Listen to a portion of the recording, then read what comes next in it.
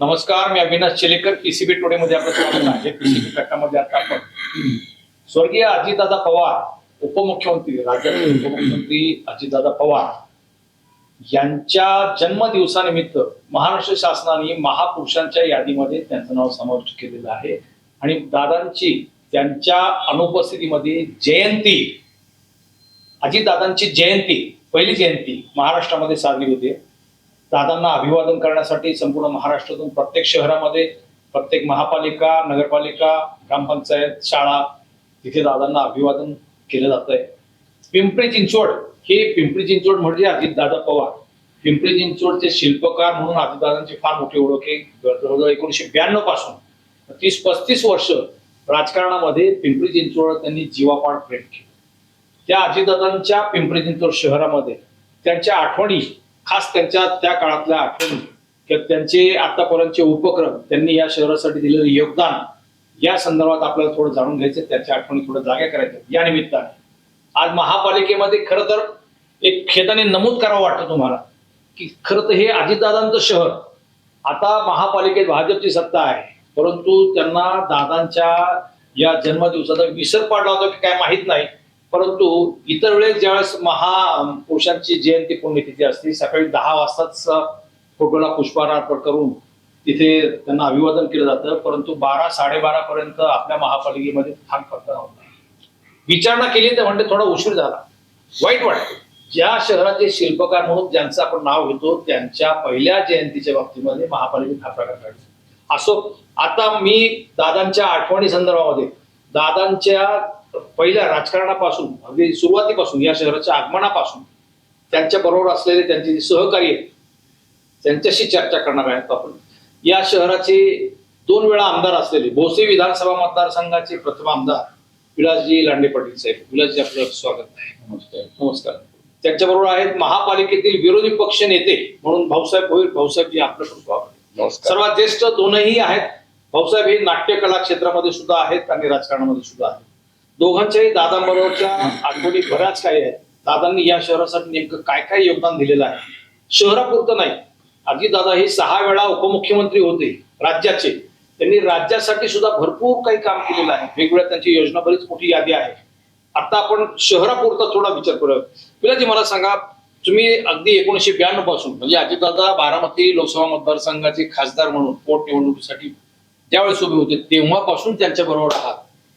तुम्ही दादांचं या शहराबाबतीचं योगदान नेमकं काय सांगा? प्रथमतः मी आपलं मनापासून स्वागत करतो. पीसीबी टुडेने हा तुमच्या खऱ्या नेत्याने जे काम केलं त्याची कुठेतरी त्या ठिकाणी लोकांच्या पर्यंत पोचपावती व्हावी, त्या दृष्टिकोनातून आपला माणूस असणारा अजितदादांच्या माध्यमातून या ठिकाणी दादांच्या जयंतीच्या निमित्तानं जे दादांनी केलेलं काम राज्यासाठी, शहरासाठी, जिल्ह्यासाठी, हे खऱ्या अर्थानं खूप मोठं योगदान हे दादांचं होतं. अशी अनेक कामं सांगता येतील. दादा प्रथमतः 1990ला जिल्हा बँकेच्या निवडणुकीला उभे राहिले आणि त्यावेळेस आमच्या जवळचा एक सहकारी प्रमोद गायकवाड, तो सुद्धा तर नाहीये याच्यामध्ये, पण 1990ला त्याला सुद्धा पुणे जिल्हा मध्यवर्ती बँकेमध्ये मी टकारी समाजाचा, परंतु शरद पवार साहेबांना सांगून त्यांच्या पॅनलमध्ये घेतलं होतं. तेव्हापासून दादांना मी पाहिलेलं आहे आणि दादांना जवळून पाहिलं तसं अगोदर पाहत होतो, परंतु जवळून ह्या 90 पासून तर 91ला ज्यावेळेस लोकसभेला ते उभे राहिले त्यावेळेस सुद्धा या शहरामध्ये त्यांना आम्ही खूप फिरवलं. अनेक सहकारी जमा केले. सहकाऱ्यांच्या माध्यमातून दादा आणि दादांच्या माध्यमातून असणारे सहकारी त्यांचे मित्र झाले. अनेक सहकारी आहेत त्यात की त्याची खूप मोठी यादी आहे. परंतु आज हे जे दादा नाहीत त्याचं खूप मोठं शल्य आमच्या मनामध्ये राहिलेलं आहे. कारण सर्वसामान्याला हवा असं वाटणारा दादा अचानकपणे गेल्यानंतर सर्वसामान्याला सुद्धा ही लागलेली खूप मोठी रुपरूप लागलेली आहे. दादांचे अनेक उपक्रम आम्हाला सांगता येतील की ज्या पद्धतीनं 91ला खासदार झाले आणि त्यानंतर 92ला पहिले त्यांच्या नेतृत्वाखाली पिंपरी चिंचवड महानगरपालिकेची निवडणूक लागली आणि त्यावेळी काँग्रेस एकत्र होते. निवडणूक लागल्यानंतर त्याच्यामध्ये सुद्धा अनेक सहकारी उभे होते. आम्ही त्यावेळेस त्यांचा कार्यकर्ता म्हणून फिरत असताना सुद्धा त्या काळामध्ये मला पक्षाने तिकीट नाकारलं आणि त्यावेळेचे आमदार ज्ञानेश्वर लांडगे त्यांनी त्यांच्या जवळच्या सहकारी मित्राला त्या ठिकाणी कार्यकर्त्याला तिकीट दिलं आणि मी अपक्ष उभा राहिलो. त्यावेळेस दादांना मी विचारलं, त्यावेळेस काय मोबाईलचे नव्हतं, त्यावेळेस फक्त फोन होते. तर दादांना भेटायचं म्हणलं तर त्या ठिकाणी ही परिस्थिती, परंतु फोनवरती आम्ही त्यांना विचारलं की आता आम्हाला 2-3 तिकीट त्या ठिकाणी द्या 92 साली. पण त्यावेळी त्यांना काही तिकीट देता आलं नाही. म्हणले मी नवीनच आहे, आता मी इथे खासदार झालोय, बरोबर आहे, पण नवीन आहे, स्थानिक आमदार तुम्हाला पहिलं ऐकावं लागणार. ठीक आहे दादा, हरकत नाही. मी माझे चुलते काकासाहेब लांडे ते त्यानंतर प्रल्हाद सुद्धा आम्ही तिघही त्या ठिकाणी तिकीट मागत होतो. आम्ही तिघही अपक्ष आलो आणि आल्यानंतर निवडून आल्यानंतर पहिला फोन मला आला. अरे म्हणले विलास तू आता काय करणार आहे? काय नाही म्हणलं दादा, तुम्हाला सोडून तुम्ही जाऊ शकत नाही, कारण का माझे वडील हे पवार साहेबांना मानणारे, देवघरामध्ये पवार साहेबांचा फोटो ठेवलेले माझे वडील, मी त्यांना सोडून जाऊ शकत नाही. पवार आणि पवार परिवार हा त्या ठिकाणी असताना आमच्या परिवारचे कौटुंबिक संबंध होता. आणि मग त्यावेळेस त्यांनी सांगितलं आणि मग मी परत त्यांच्याकडे गेलो, तिघे आम्ही गेलो. मग त्या काका लांडेंना त्यांनी स्थायी समिती चेअरमन केला, अजून भाई त्यावेळेस महापौर झाले.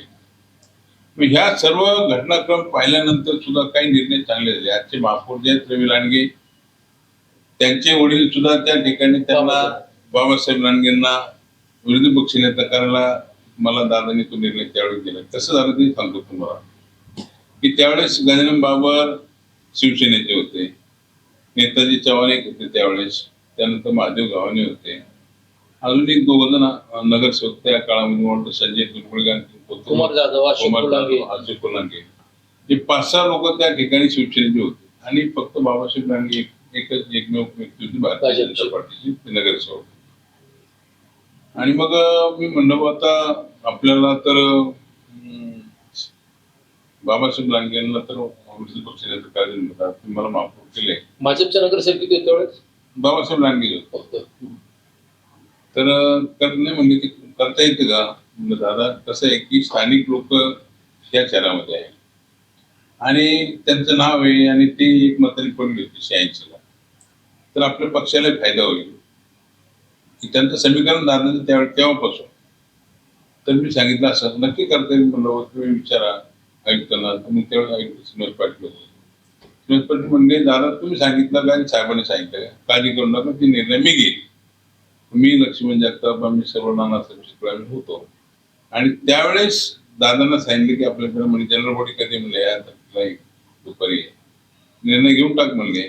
म्हणजे त्यावेळेस सुद्धा बाबासाहेब लांडगेंना विरोधी पक्ष नेता करा म्हणजे समय सूचकता पाहून एक सामाजिक बांधिलकी म्हणून कोणत्या पक्षाच्या पेक्षा संघटनात्मक या शहराचा विकास झाला पाहिजे हा दादांचा विचार त्या ठिकाणी पाहिजे. असे अनेक प्रकल्पाच्या बाबतीमध्ये आता मी महापौर असताना लक्ष्मी जगताप चेअरमन असताना सुद्धा भक्ती शक्ती शिल्प त्या काळातलं असताना ते उभं राहिलेलं. असे अनेक प्रकल्प आम्ही पाहतो की या शहरासाठी दादाचं किती मोठं योगदान आहे. ह्या बाबतीमध्ये पाहिलं तर अशा अनेक या गोष्टी की विधानसभा, लोकसभा, त्यानंतर महानगरपालिका, कोणाला तिकीट द्यायचं, कोणाला नाही, कोणाला पाळायचं, कोणाला आणायचं, हे सगळे दादा त्या ठिकाणी निर्णय घ्यायचे की बा आपल्याला तो पक्ष हितासाठी नाही तर तो शहरासाठी चांगला आहे का, त्याला तुम्ही मदत केली पाहिजे. तो कोणत्या पक्षाच्या पेक्षा तो शहराच्या विकासासाठी चांगला असेल त्याला ताकद द्यायची. हे दादांचं तेव्हापासून धोरण होतं. हे सर्व आम्ही पाहिलेले त्याच्यामध्ये. या दादा आहे, दादासारखा होणारा माणूस दुसरा कोण नाहीये.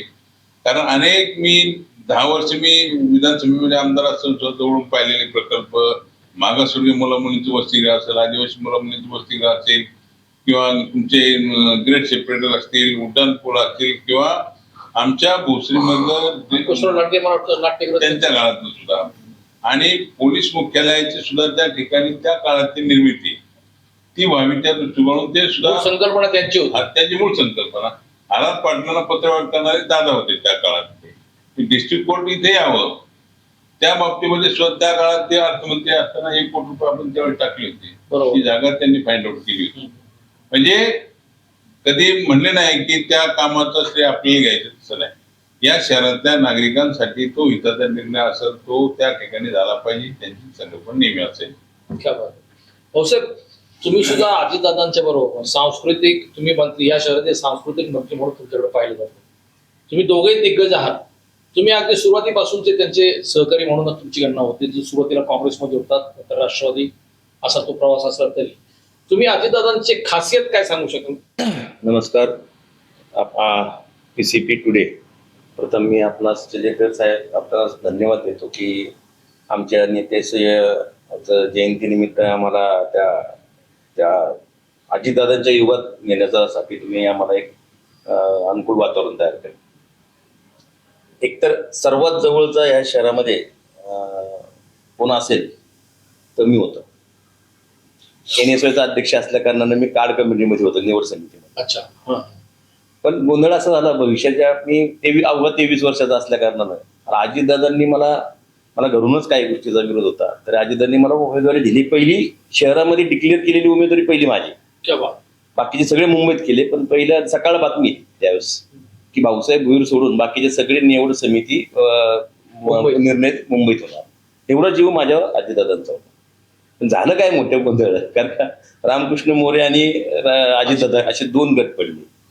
मग विलासराव असतील ही सगळी मंडळी अजितदादांची पहिल्यापासून त्यांच्या कनेक्शन मध्ये असल्या कारणानं, पण राजकीय जी जवळीक होती ना माझी, कारण का मी निवड समिती असल्या कारणानं मला रोज त्यांच्याशी संपर्क होता.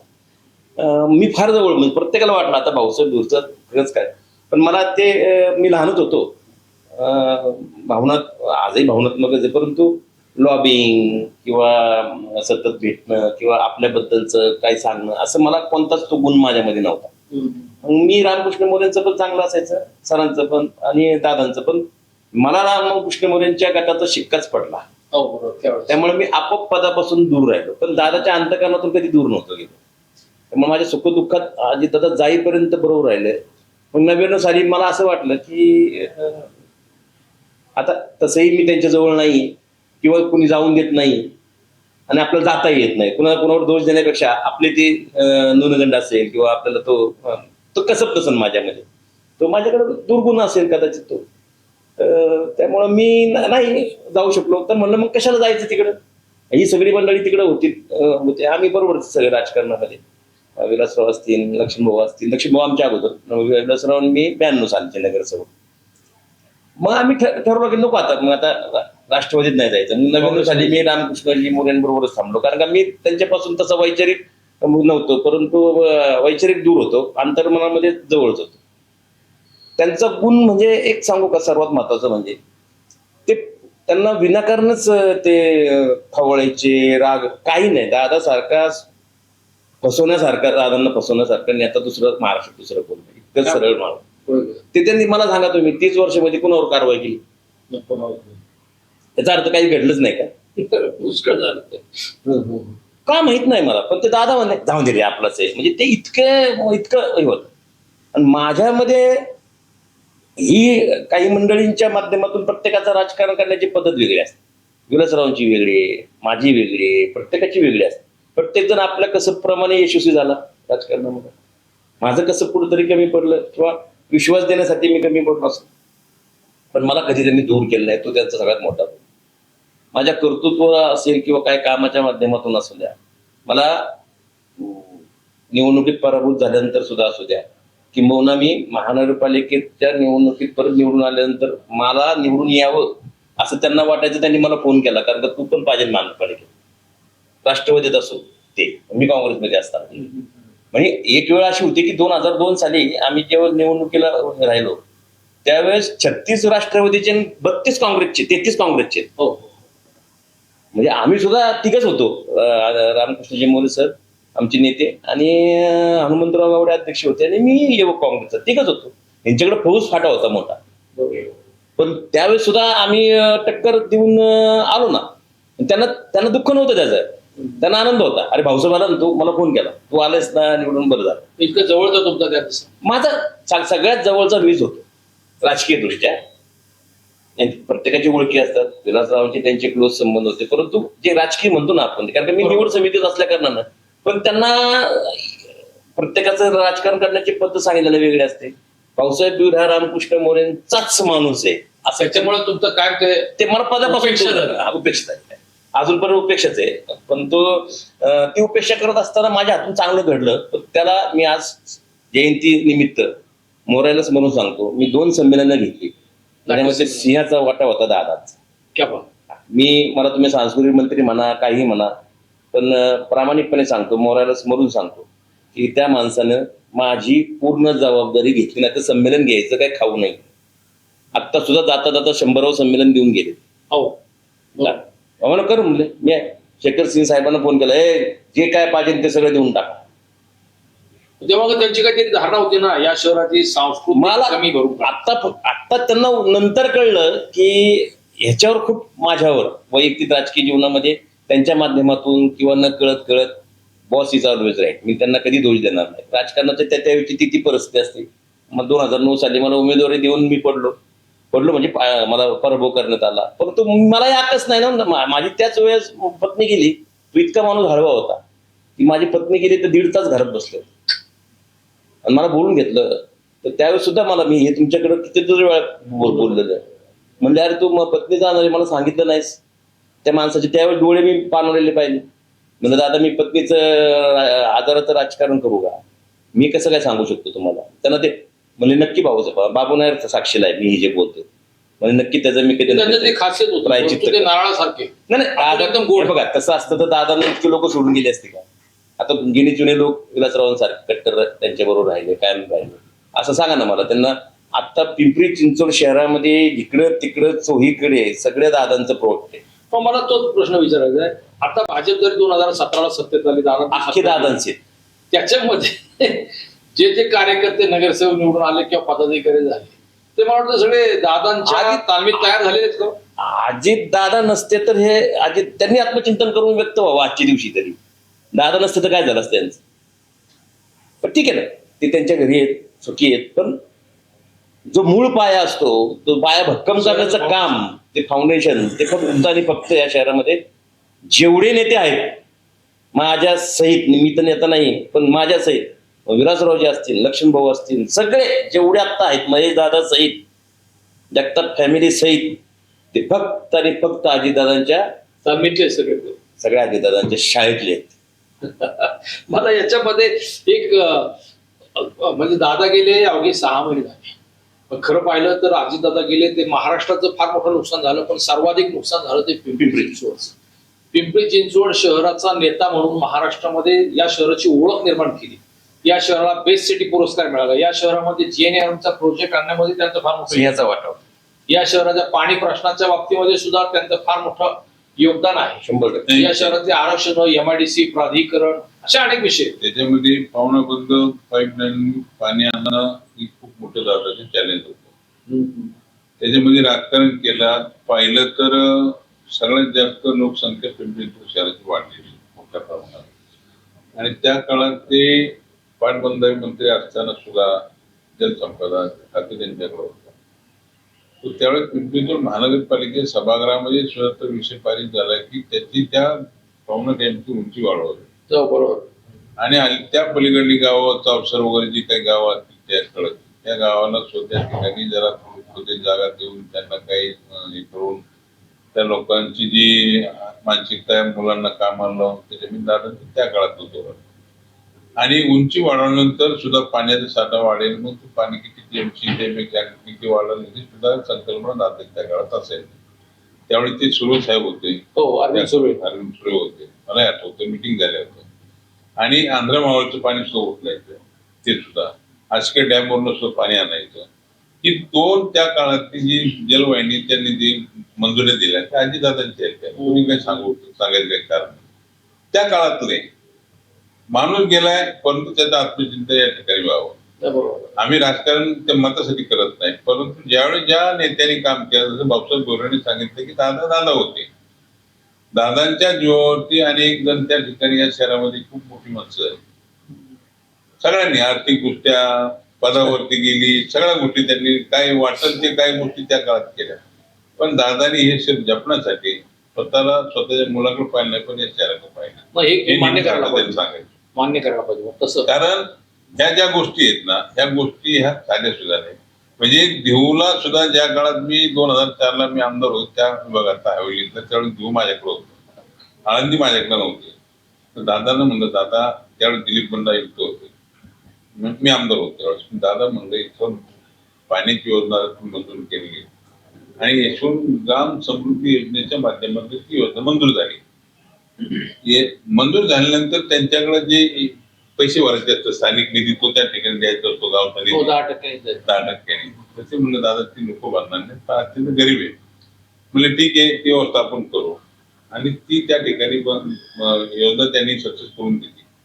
म्हणलं दादा इथे रस्ते नाहीयेत, फंड मिळत नाही, डोंगरी विकासातला फंड मागणं तो पूर्व हवेलीमध्ये जातो, तुम्हाला देता येत नाही, काय करावं म्हणलं. बघ कॉर्पोरेशनला फक्त सांगायचं आळंदी आणि देऊ एकादश आषाढी एकादश किंवा कोणते असतील सगळे वारकरी राज्यातून इथे येतात. म्हणजे काय केलं पाहिजे मला सांगतो. म्हणजे दादा असं त्यांना सांगा फक्त तुमच्या याच्यात नाही की आम्हाला अंतर्गत सगळे डांबरीकरण करून मिळाले पाहिजे.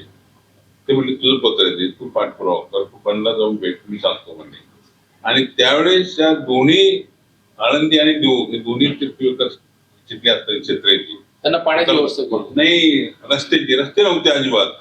मी त्या रस्त्यावरती आजही लोक चालतात आळंदीच्या. त्या काळात दादांनी ती केली म्हणजे हे रस्ते. असे अनेक प्रकल्प तुम्हाला सांगण्यासारखे की तीर्थ विकास आराखडा मंजूर करा म्हणलं. दादा तुम्ही पालकमंत्री आहात, विलासराव देशमुख मुख्यमंत्री, आर पाटील उपमुख्यमंत्री, साहेब केंद्रामध्ये आणि अर्थमंत्री दिलीप वळसे पाटील. आपला देहू, आळंदी, भंडारा डोंगर आणि पंढरपूर तीर्थ विकास आराखडा करा, त्याच्यात पैसे मंजूर करा, जाहीर करा. त्यावेळेस राष्ट्रपती स्वतः आल्या होत्या प्रतिभाताई. देऊला एक कार्यक्रम होता मोठा शासनाचा आणि त्या ह्याच्यामध्ये त्यांनी जाहीर केलं की 400 कोटी आम्ही त्यावेळेची ते संकल्पना आज ती पूर्वत आलेली नाही. खरे त्यांच्या काळातला पवना जलवाहिनीचा जो प्रकल्प आहे त्यांचं स्वप्न होतं. 2010 मध्ये ती सुरुवात केली होती.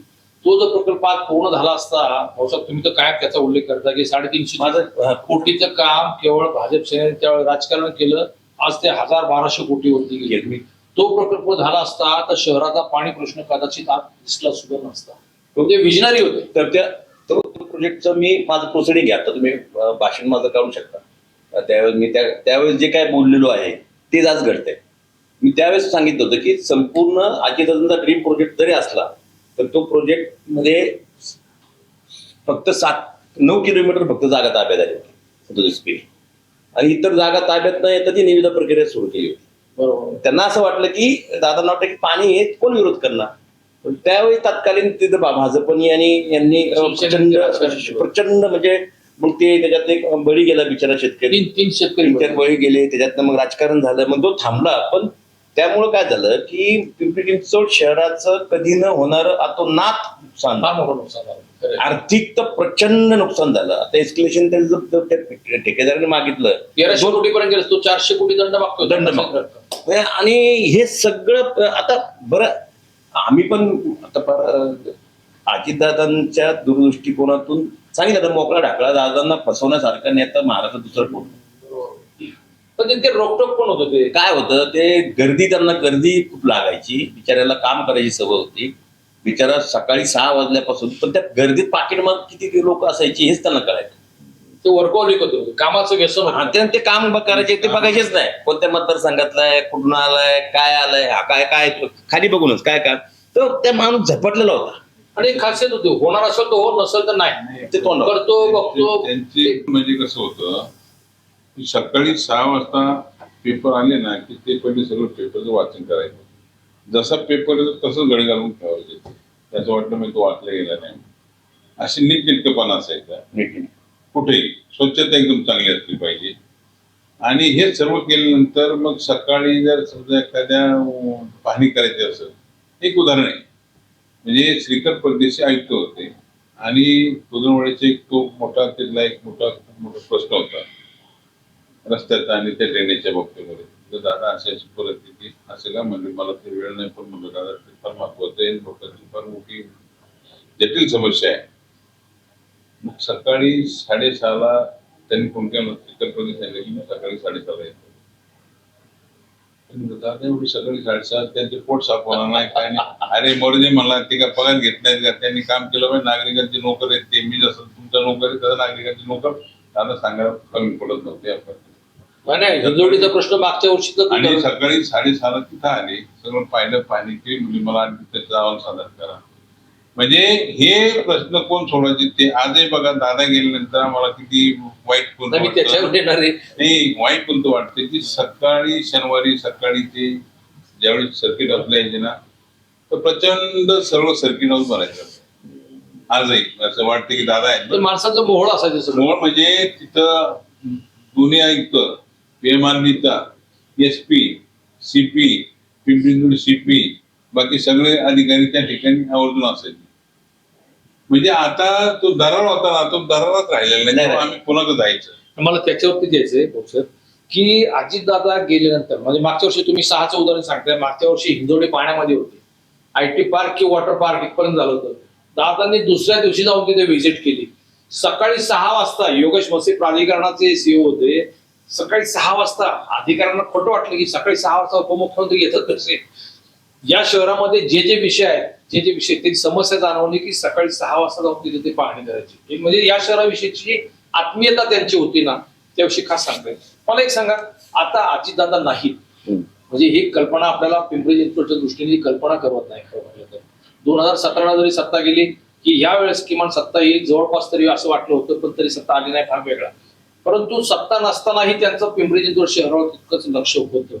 आज अजितदादा या शहरामध्ये नाही. ते पोरके पण जाणवतं का, ती कमी या शहरासाठी जाणवते का? तुमच्या भावना काय आहेत?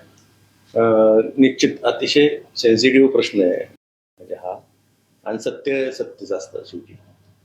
काही व्यक्तित्व ह्या महाराष्ट्रामध्ये की एकच असतात. बाळासाहेब एकच वाटतं, मोठे साहेब एकच असतात, वसंतदादा एकच असतात. वसंतदादांना 40 वर्षानंतर हे दादा झाले. एक प्रक्रिया व्हायला 35-40 वर्ष तयार व्हायला. आणि दादा म्हणजे आता 100% परिपक्व, म्हणजे इतकी ताकदीनं झाले होते. त्यांना महाराष्ट्र पूर्ण समजलेलं होतं. आता चिलेकर साहेब इतकं सोपं प्रक्रिया नाही हो. अजित दादाने 18 तास काम केल्यानंतर ते दादा झाले महाराष्ट्राचे. आणि ते दादा म्हणजे त्या पद्धतीतले दादा नाही. प्रत्येकाला विकासाचा दादा वाटायचा, माझा दादा वाटायचा. रात्री सकाळी गेले की काम करणारा दादा वाटायचा. दादा कधी दुजाभाव करत नव्हता. दादा कधी जातीवाद कधी करत नव्हता. पुरोगामी खरा माणूस असेल तर अजितदादा होता. दादा हे आमच्यात नाही आणि दादा होणं हे तर शक्यच नाही. पण मला दुसरं एक कौतुक वाटतं की त्या दादांची जी अर्धांगिनी, म्हणजे दादांच्या ह्या सगळ्या एवढ्या मोठ्या, मी दुःखातून गेलो त्याच्या तीव्रता मला माहिती आहे. पण त्याही परिस्थितीमध्ये वहिनी आज हे बघा एकदम दादांना सांभाळणाऱ्या वहिनी होत्या, बारामती सांभाळणाऱ्या वहिनी होत्या. प्रत्येकाची शैली वेगळी होती. आगीशी संसार केला आणि वहिनी हे शांतीमध्ये क्रांती करणार. प्रत्येकाची शैली वेगळी. तुम्ही आता दादाची हे बघा, अमिताभ बच्चन असतो, अभिषेक बच्चन असतो. तुम्ही प्रत्येक अभिषेक बच्चन कडून अमिताभ बच्चनची कशी काय अपेक्षा करू शकता. पण वहिनी त्या वातावरणातून बाहेर पडून कार्यकर्त्यांना पोरकं न करता त्यांना आधार देण्याचं काम करतात. आणि निश्चितपणे पारदादांमध्ये पण त्या पद्धतीची स्पार्क आहे 100% आहे. आणि ते हळूहळू आता कसं होतं, लोकांना अजितदादाच पाहिजेत. कसं शक्य आता नाही. याच्यामध्ये कसं आहे की भाऊसाहेब सांगतात ते त्यामध्ये बरोबर आहे.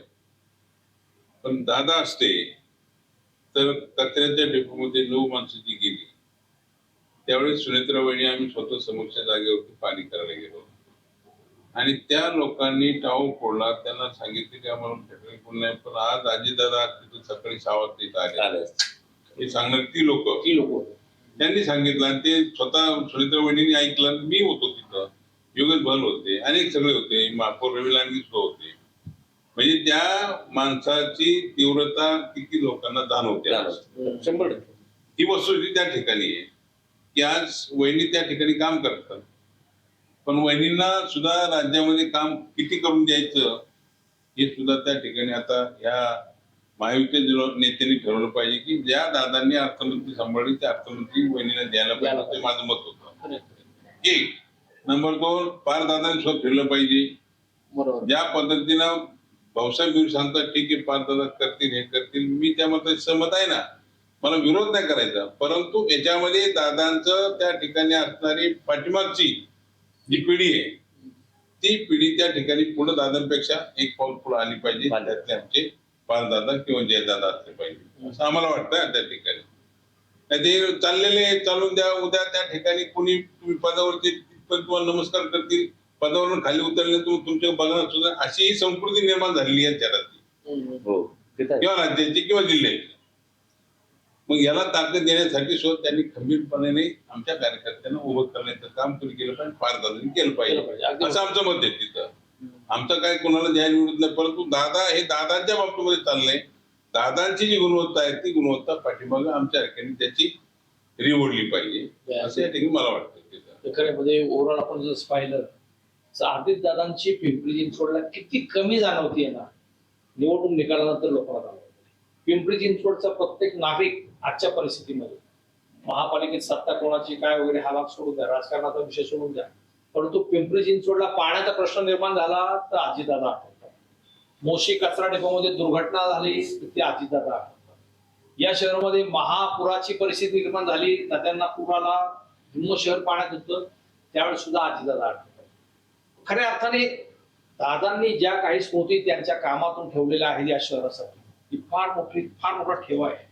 राष्ट्रवादी काँग्रेसकडे आणि पिंपरी चिंचवडकडे हा फार मोठा ठेवा म्हणजे जुनं संचित आहे. ते खरं त्या संचितावरती मला वाटतं राष्ट्रवादी काँग्रेस त्याच्यावरती भरपूर उभारी घेऊ शकते. अजित सृष्टी पिंपरी चिंचवड महापालिका नवीन इमारत जी होणार आहे तिथं अजित सृष्टी निर्माण करणार आहे आणि ती केली पाहिजे. त्या याच्यामध्ये काय काय नाही प्लॅन केलं पाहिजे, वणींना बोलवलं पाहिजे, पारदादाला बोलवलं पाहिजे, विरोधी पक्ष नेते आमचे नगरसेवक आहेत, विरोधी पक्ष नेते त्या सर्वांनी एकत्र येऊन मुख्यमंत्री देवेंद्रभाई फडणवीस असतील किंवा एकनाथ शिंदे असतील यांच्या समवेत अजित शिवसृष्टी कशी त्या दृष्टीकडून त्याचा डेमो तयार केला पाहिजे आणि ताबडतोब त्याच्यावरती तरतूद केली पाहिजे. आज तरतूद आहे का ते पाहिलं पाहिजे. मग तुम्ही कधी करणार आहात म्हणजे पुढच्या जयंतीपर्यंत म्हणजे त्यांनी फक्त जाहीर केलं आज जयंती आहे तर पुढच्या जयंतीला ते झालं पाहिजे असं आमचं मत आहे. खरंय अजितदादांच्या स्मृती कायम या शहरात जतन करायच्या असतील तर अजित सृष्टी ही त्याचं फार मोठं उदाहरण असणार आहे. आणि त्या दृष्टिकोनातून मला वाटतं राजकारण बाजूला ठेवून, राजकारणाचे जोडे बाजूला ठेवून अजितदादांसारख्या महापुरुषाला, कारण आता महापुरुषांच्या यादीमध्ये अजितदादा आहे, त्यांचं स्मरण म्हणून पिंपरी चिंचवड शहरामध्ये राज्यातलं सर्वात मोठं स्मारक उभं राहणार आहे. भारतीय जनता पक्षाचे आमदार, खासदार, तिथले महापौर त्यांनी तसं जाहीर केलेलं आहे. प्रत्यक्ष कामाला अद्याप सुरुवात झालेली नाही. विलास शेटरांनी पाटलांनी, भाऊसाहेब भोरांनी त्यांची या शहराविषयी अजितदादांच्या सर्व आठवणी जागवल्या आणि शेवटी एक बोलून दाखवलं की हे स्मारक तातडीने झालं पाहिजे. अजितदादांचं स्मारक हे या पिंपरी चिंचवड शहराची ती कायमस्वरूपी पावती असेल.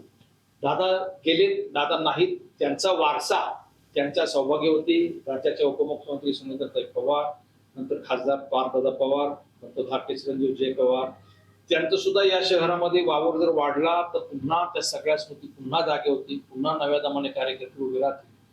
तुम्ही दोघे या स्मृती जागवण्यासाठी आलात, आमच्या विनंतीला माझे खूप खूप धन्यवाद. धन्यवाद. तुमच्या रूपानं आम्हाला जाहीररित्या अजितदादांच्या बरोबर वेळ घालवता. हो, थँक्यू. धन्यवाद.